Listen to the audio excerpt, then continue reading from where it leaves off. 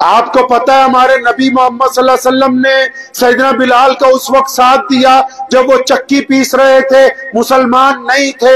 ایک بوڑھی عورت کا قصہ آپ سنتے ہیں گٹری اٹھانے کا، وہ بھی مسلمان نہیں تھی۔ ایک اور خاتون کا واقعہ آتا ہے جس کا تیل گر گیا، اس کی نبی صلی اللہ علیہ وسلم مدد کرنے پہنچے، وہ بھی مسلمان نہیں تھی۔ حاتم طائی کی بیٹی کا واقعہ آتا ہے، وہ نبی علیہ السلام کے دربار میں پہنچی، آپ نے اس کے سر پہ اپنی چادر دوپٹہ بنوا کے رکھوائی، وہ بھی مسلمان نہیں تھی۔ پتہ یہ لگا کہ محمد رسول اللہ صلی اللہ علیہ وسلم کے دربار میں جو کوئی بھی آیا، وہ چاہے مسلمان ہو یا پھر غیر مسلم ہو، میرے نبی نے ان کو عزتیں بانٹی۔ اللہ اکبر۔ ہمارے نبی محمد صلی اللہ علیہ وسلم نے انسانوں کی دکھتی ہوئی رگ پکڑ لی، فرمایا میں عزتیں بانٹنے آیا ہوں۔ کبھی تو قرآن نے کہا کہ یتیم کو عزت دینے کی بات کرو، یہ نہیں کہا کپڑا دو، روٹی دو، مکان نہیں، کیونکہ محمد صلی اللہ علیہ وسلم نے جب بھی بات کی ہے بیماری کی جڑ کا کی، مسلمانوں کو کہا کہ دنیا کے انسانوں کو عزت دو۔ ان کو معلوم ہے کہ جب میرا امتی عزت دے گا تو مانگنے والے کو گھر میں بٹھا کے کھانا کھلائے گا، گھر میں بٹھا کے اس کی جیب میں 2 رقم ڈال دے گا، گھر میں بٹھا کے اس کو کپڑے دے گا۔ اگر آپ نے کسی کو عزت دے دی تو سمجھو سب کچھ دے دیا۔ اگر آپ دنیا میں کسی کو عزت نہیں دے سکتے تو پھر کچھ بھی نہیں دے سکتے۔ یہ کائنات میں اسلام کا سب سے بڑا مذہب بننا، اس کی بنیادی وجہ یہی تھی کہ دنیا کے بڑے بڑے چودھریوں نے اپنے لیے عزت کو محفوظ سمجھ رکھا تھا۔ اب میرے نبی نے عزت بانٹنی شروع کی ہے، بلال کو محسن رسول بنایا، سیدنا اسامہ کو امیر لشکر بنایا، سیدنا صدیق ابو بکر کو صدیق اعظم بنایا، عمر بن خطاب کے لیے کہا کہ اگر میرے بعد نبی ہو تو عمر ہو سکتے تھے، اور عثمان کو ذی النورین بنایا، علی مرتضیٰ کو شیر خدا کہہ دیا، ابو عبیدہ کو امیر الامت کہہ دیا، حضرت خالد بن ولید کو سیف اللہ کہہ دیا۔ وہ عزتیں ہی تو بانٹ رہے ہیں اور کر کیا رہے ہیں۔ پتہ یہ لگا کہ محمد صلی اللہ علیہ وسلم چاہتے ہیں کہ رسول اللہ کے ماننے والے لوگوں کو عزتیں بانٹیں۔ کیا بانٹے جی؟ عزت بانٹیں۔ آپ دل پہ ہاتھ رکھ کے پوچھئے، کیا آپ نے کبھی کسی کو عزت دی ہے؟ آپ دوسرے کو عزت بانٹتے ہیں؟ آپ کو پتا ہے ہمارے نبی محمد صلی اللہ علیہ وسلم نے سیدنا بلال کا اس وقت ساتھ دیا جب وہ چکی پیس رہے تھے، مسلمان نہیں تھے۔ ایک بوڑھی عورت کا قصہ آپ سنتے ہیں گٹری اٹھانے کا، وہ بھی مسلمان نہیں تھی۔ ایک اور خاتون کا واقعہ آتا ہے جس کا تیل گر گیا، اس کی نبی صلی اللہ علیہ وسلم مدد کرنے پہنچے، وہ بھی مسلمان نہیں تھی۔ حاتم طائی کی بیٹی کا واقعہ آتا ہے، وہ نبی علیہ السلام کے دربار میں پہنچی، آپ نے اس کے سر پہ اپنی چادر دوپٹہ بنوا کے رکھوائی، وہ بھی مسلمان نہیں تھی۔ پتہ یہ لگا کہ محمد رسول اللہ صلی اللہ علیہ وسلم کے دربار میں جو کوئی بھی آیا، وہ چاہے مسلمان ہو یا پھر غیر مسلم ہو، میرے نبی نے ان کو عزتیں بانٹی۔ کیا ہم بھی اپنے نبی صلی اللہ علیہ وسلم کے طریقے پہ عزت بانٹتے ہیں؟ کیا ہم میں بھی وہ کوالٹی ہے کہ ہم نبی صلی اللہ علیہ وسلم کے کہنے کے مطابق لوگوں کو عزتیں بانٹتے ہوں، یا ہم لوگوں کی عزتیں چھینتے ہیں؟ ہم مسلمان ہیں، اللہ نے ہم کو ایسا دین دیا، اس جیسا دین کائنات میں کوئی نہیں۔ آپ دیکھیں آج پورا یورپ اسلام کے دہانے پر کھڑا ہوا ہے۔ کیوں؟ وہ اس لیے نہیں کہ وہاں کوئی ان سے لڑ رہا ہے، وہ اس لیے کہ جو لوگ وہاں پر رہتے ہیں ان کا کردار محمد رسول اللہ صلی اللہ علیہ وسلم کے حکم کے مطابق ہے، کہ ان کو ملنے والے لوگ، آپ بھی بتائیے نا۔ اکثر میں مفتی آصف صاحب سے کئی دفعہ کہا، آپ سے بھی میں پوچھتا ہوں، آپ تو ماشاءاللہ سارے نمازی ہیں نا جی بھائی، اور نمازی ہیں ماشاءاللہ سارے، ہاتھ کھڑا کرو، جو نہیں بھی ہیں وہ بھی اللہ بنا دے ان کو، نمازی ہیں نا سارے ماشاءاللہ، نماز پڑھتے ہیں نا، مسجد تک تو جاتے ہیں نا۔ اچھا پھر اب اپنے دل پہ ہاتھ رکھو۔ ارے دل پہ ہاتھ رکھو، پیسے نہیں لگیں گے اس کام کا، رکھ لیجئے، دل پہ ہاتھ رکھیے، ایسے ایک ہاتھ دل پہ ہاتھ رکھیے سب لوگ اپنے۔ جو نمازی ہیں آپ اپنے دل سے پوچھیں، مجھے جواب دینے کی ضرورت نہیں ہے، مجھے نہ جواب دیجیے، اپنے دل سے پوچھو۔ آپ نمازی ہیں، 5 وقت کے نمازی ہیں، آپ سچی سچی بتاؤ، کبھی آپ اپنے بڈھے باپ سے جا کے گلے ملے ہو کہ ابو جی مجھے آپ سے بہت پیار ہے، آپ سے بڑی محبت ہے، میں کہتا نہیں ہوں؟ نمازی ہو نا آپ، پوچھو نا اس دل سے، پوچھو کبھی اپنے باپ سے گلے ملے ہو جا کے؟ یہ جتنا وجود آپ کو آج ملا ہے، یہ آپ کے ماں باپ نے اپنی ہڈیاں پیس کے آپ کو کھلائی ہیں، اس لیے آج آپ جوانی کی حالت میں کھڑے ہوئے ہیں۔ پوچھو نا اپنے دل سے کہ جو نماز پڑھتے ہیں یا خدا کو مانتے ہیں، مسلمان ہے یا غیر مسلم ہے، پتہ تو لگے کہ تم لوگ خدا کو مانتے ہو۔ اپنے ماں باپ کو کبھی کبھی کہا جا کے اچھا اپنی ماں کے پیر دبائیں کبھی؟ آپ نے دل سے پوچھو، اپنی ماں کے پیر دبائیں کبھی؟ اچھا کبھی اپنی بیوی سے دوستی کی ہے؟ آپ نمازی ہیں نا، اس لیے پوچھتا ہوں،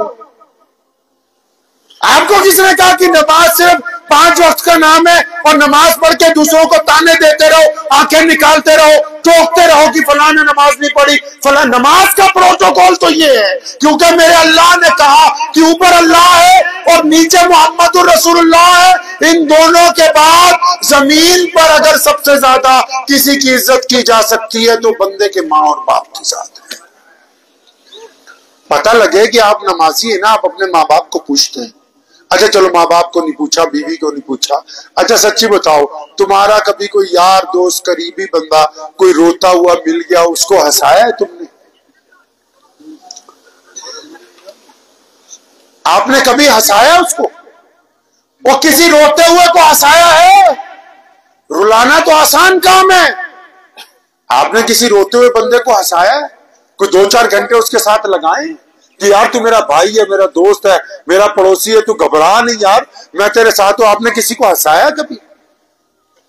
یہ بھی نہیں کیا۔ اچھا یہ بتاؤ، کیا کبھی کسی غریب آدمی کا ہاتھ پکڑ کے لے گئے، چل یار آج میں تجھے اپنے پیسے سے وازوان کھلاؤں گا، آج تجھے بہترین ہوٹل میں کھانا کھلاتا ہوں، ہم یار دوست تو بہت دفعہ کھاتے رہتے ہیں، آج کسی غریب کو میں اپنے ساتھ لے کے جاتا ہوں؟ لے کے گئے ہو کبھی کسی کو؟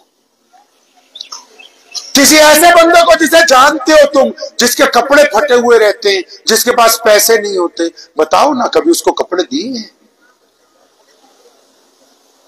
اچھا تمہاری کوئی بہن غریب ہے، کوئی دوست غریب ہے، کوئی پڑوسی غریب ہے، اپنے دل سے پوچھو نا، اس بدبخت دل سے، کہ تیرے پاس جب پیسے ہوتے ہیں فالتو تو عیاشی کے لیے لگا سکتا ہے، کیا کسی لفافے میں چند ہزار روپے ڈال کے کسی ایسے اپنے جاننے والے کے گھر جو تم سے کبھی شرم حیا سے مانگتا نہیں، اور تم رات کو گئے ہو، اس کے دروازے کے نیچے لفافہ پھینک کے واپس آ گئے ہو کہ میرے اللہ میں تجھے راضی کرنے کے لیے بس یہ کام کر رہا ہوں، مجھے اپنی واہ نہیں چاہیے؟ وہ کچھ ایسا کیا آپ نے؟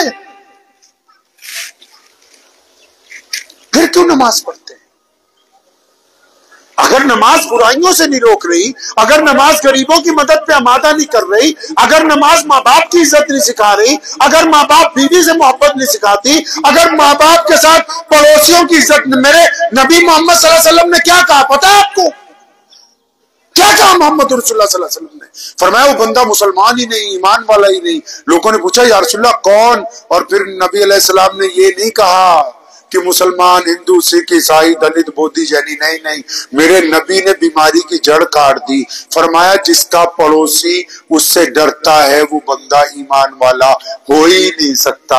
اگر کسی مسلمان کا کوئی پڑوسی غیر مسلم ہے اور وہ اس کے ساتھ خوف زدہ ہے اس سے، تو اس کا مطلب رسول اللہ کہتے ہیں کہ بندہ ابھی مسلمان ہوا نہیں۔ کبھی اپنی حالت میں دین صرف دکھاوے کا نام نہیں ہے۔ آپ کو پتا ہے ابھی آپ نے سنا ہوگا کہ محمد صلی اللہ علیہ وسلم کی شان میں کسی نے بے ادبی کی، سنا آپ نے؟ پچھلے سال بھی ہوا تھا ایسا، اس سے پچھلے سال بھی فرانس میں ہوا، اس سے پچھلے سال بھی جرمن میں ہوا۔ لیکن کبھی سوچا بھی ایسا کیوں ہوتا ہے؟ کوئی کسی کی مخالفت کیوں کرتا ہے؟ سوچا کبھی؟ نہیں سوچا نا؟ اطمینان سے کوئی 3 بندے ایک جگہ رہتے، ان میں ایک بڑی ترقی کر گیا، آگے ہی جاتا ہے، تو باقی 2 کیا کرتے ہیں کہ اس کو برا بھلا کہتے ہیں۔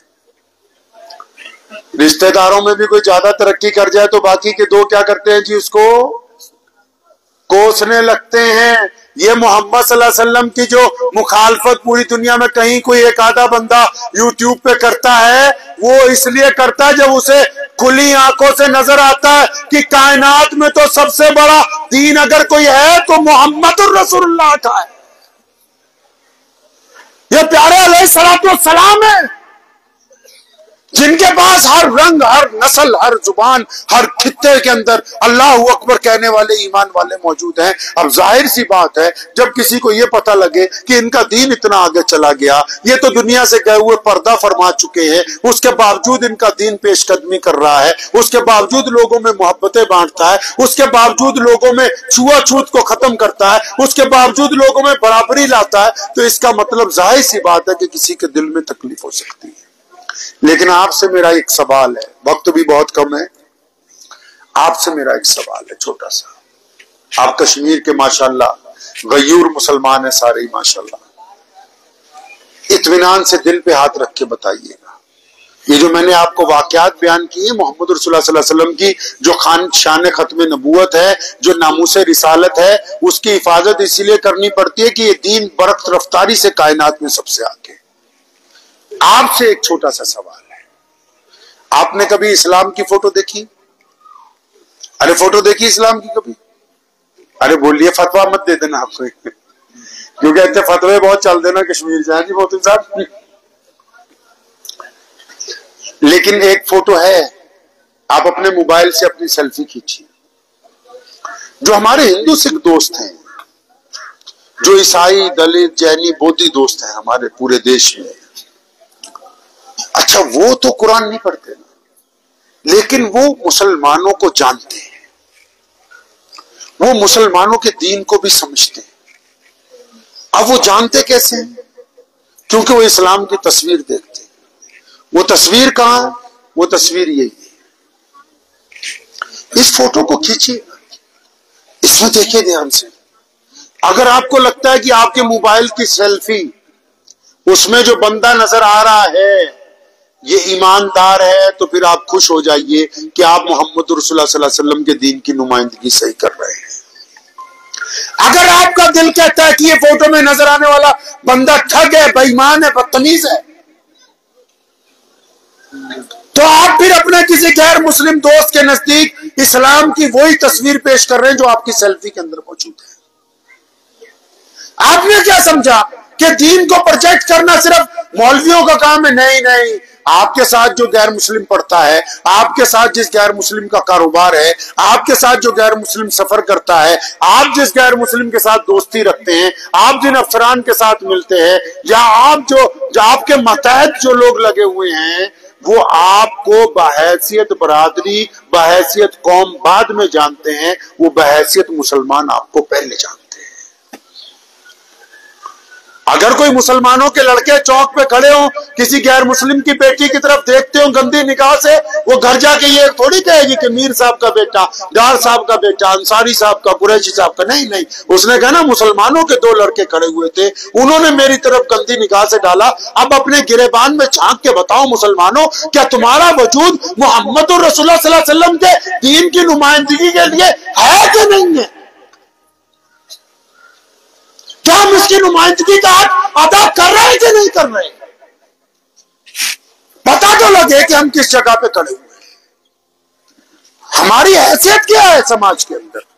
آپ کو پتا ہے ہماری حیثیت اتنی بڑی ہے پوری دنیا میں، پورے دیش میں، آج بھی پورے بھارت میں، آج بھی کہیں چلے جائیے، یہیں آ جاؤ، چاہے ڈوڈا میں چلے جاؤ، 3-4 ہندو بھائیوں کو بلاؤ، 3-4 مسلمانوں کو بلاؤ، اگر کوئی پیسے کا لین دین ہوگا، اگر کوئی مسلمان چٹا جھوٹ بولے گا نا صاف، تو 2-3 ہندو بھائی بول دیں گے یار تو مسلمانوں کے جھوٹ بول رہا ہے۔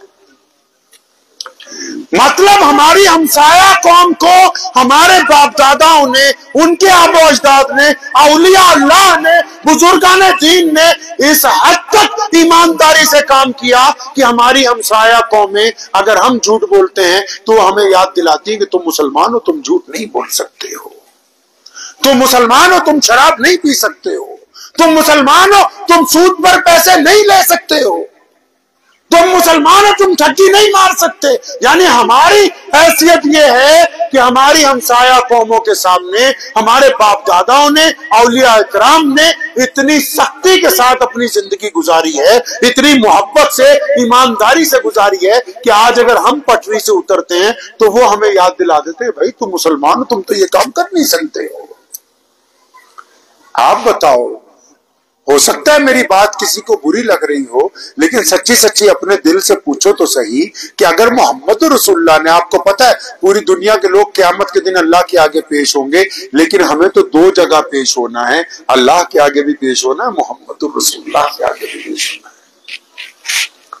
उस वक्त क्या जवाब देंगे? इसलिए इस बात को ज़हन नशीन कर लें।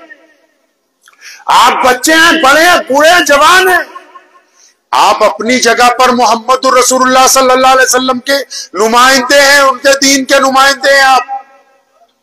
आप जो करते हैं गैर मुस्लिमों के नजदीक वही इस्लाम पहुंचता है। तो इस बात को याद रखिए कि इस्लाम की प्योरिटी को कायम रखना, इस्लाम की मोहब्बतों को कायम रखना, इस्लाम के आला किरदार को कायम रखना, इस्लाम की नशो नुमा को कायम रखना, ये ला इलाहा इल्लल्लाह मुहम्मद रसूलुल्लाह पढ़ने वालों का काम। मुझे उम्मीद है कि आपको ये वीडियो पसंद आई होगी। अगर पसंद आई हो तो ये आप अपने दोस्तों के साथ शेयर करें और इस चैनल को सब्सक्राइब जरूर करें।